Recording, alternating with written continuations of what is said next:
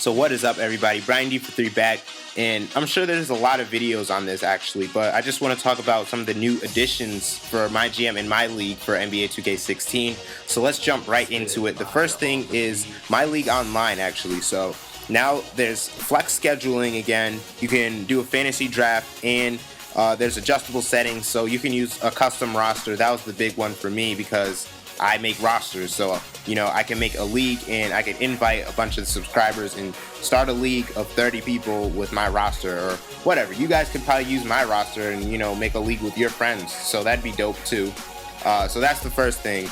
All leagues are private and invite only, and the admin has the option to extend the league to a second season, pretty much run it back, so you'll retain the same roster that you had at the end of the first season and just continue on as if it was the next year, pretty much. So I thought that was a cool feature too, because sometimes I have a nice team, might have just won the championship. Some people might be a little salty that they lost and they want a rematch. So just run it back and do the same thing over again. Anyway, next thing is team relocation. Now this feature was already previously announced, but they went into more detail about it. First things first, in MyLEAGUE, there is no kind of cost to relocating your team because you're not dealing with any profit, budget, team owners, or anything like that. So you can just relocate at the snap of a finger pretty much. But if you are playing MyGM, there are some factors that you have to take into consideration when you do relocate.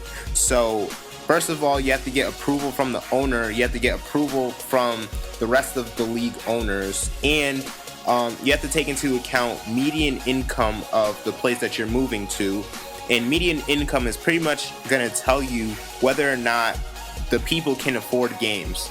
And another thing you have to think about is the overall population, because that'll tell you how many potential fans that you have. And then you have the actual fan interest, because if people aren't interested in having a team, they're not going to show up to the games and you're not going to make a profit. So those are 3 things that you have to consider. In addition, you have to decide whether or not you want to move to the suburbs or if you want to build your arena downtown.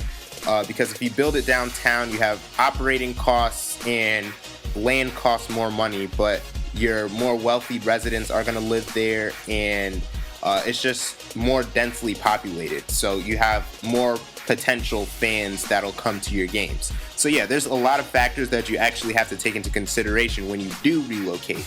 And once you do relocate, if you're successful in doing so, you can actually rebrand your team completely, or you don't have to if you don't want to. So you can change the team name, you can change the primary, secondary, tertiary colors.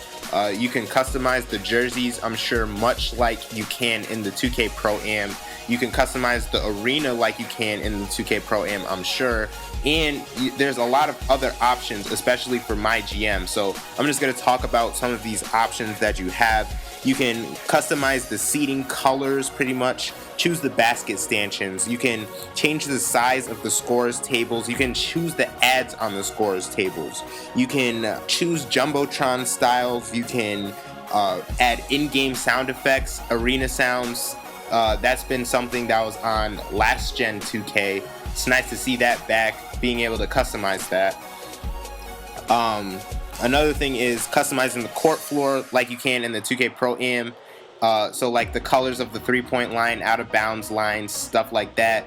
And then you have the actual facilities inside the arena. So think parking garages, concession stands, and luxury suites for your actual fans. So yeah, those are things I'm sure that are probably just for MyGM and not for Pro-Am. So there's definitely going to be some MyGM exclusive customization for your arena. So that's nice to see. Like I said, the jersey customization I'm sure is much like you get in the Pro-Am, like you saw in the Pro-Am trailer. So yeah, in addition, they have pretty much revamped the off season. So the draft lottery actually has a presentation now, whereas in NBA 2K15, it was pretty much just one screen and then another screen, and that was the draft lottery.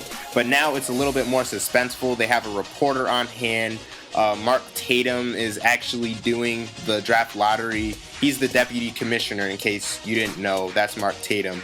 So yeah, it's an actual presentation. It builds suspense for when you get that pick. So that's a nice little touch that they added. It's nice to see that. I didn't even think of that. But another thing that they did was they changed the staff hiring process altogether. So now it's a 7-day period. So I don't remember what they called it, but it's like a cycle pretty much. So your staff can develop and progress. So your head scout can eventually become your head coach if you decide to promote him to that level, and your assistant GM can become your head GM or whatever. So the guy gave the example of Ray Allen. So he saw Ray Allen as an assistant GM here, and then he was a head coach here, and then another year he was something else. So, you'll see guys in different places, much like you do in real life. Think guys like Mo Cheeks, Alvin Gentry. Those guys have been all over the place, and that's how it is in real life. So it's nice to see that feature. I didn't even think of that either, but that's nice to see. The next thing is Summer League. So there are 2 different Summer Leagues. There's the Samsung Las Vegas Summer League that is real life, they have the Vegas Summer League, and then they have the 2K Summer League, I guess. So your team will be invited to one of them each year, and you'll get to be able to play with your newly drafted players. You'll get to play with undrafted players and players trying to make an NBA comeback. So think about a guy like last year. I think Brian Cook was trying to make a comeback last year, and he did end up playing some D-League games, I believe, but he didn't really make it all the way to the NBA. The guy in the article gave the example of seeing Greg Oden in the Summer League trying to make an NBA comeback. So that'll be very interesting. You'll never know who you're going to go up against. So that's going to be very fun to see. The next thing is the 2K Hoop Summit. And this mirrors the Nike Hoop Summit in real life. And in case you're not very familiar with the Nike Hoop Summit, it's something that I use, that I'll definitely be using for my upcoming draft class in 2K16. But Hoop Summit is pretty much where the top high school talent plays against the best international players, best international prospects for the upcoming draft. So Andrew Wiggins was in it twice. You saw Jabari Parker, Shabazz Muhammad, Julius Randle. A bunch of the top high school players play in this game. So the thing that affects this for 2K, the way that this is important, is that you'll get to see the best upcoming prospects and evaluate whether or not you want to trade for a draft pick. You'll get to see how valuable your draft pick is, so that you can see if you have a once-in-a-generation prospect on your hands. So that's going to be really cool to see. I thought that was a nice touch. I didn't think of that either. That was a little outlandish for me, but that's cool to see that they actually added that in the game. And then the last really important thing that they have on here is team building. So I like to think of this as like team intelligence. They added more intelligence to the CPU and how they control their actual franchises. So now teams are pretty much able to assess themselves and determine which route fits them. So are they tanking? Are they trying to be a contender? Are they somewhere in between? And their trade logic is going to be based on that.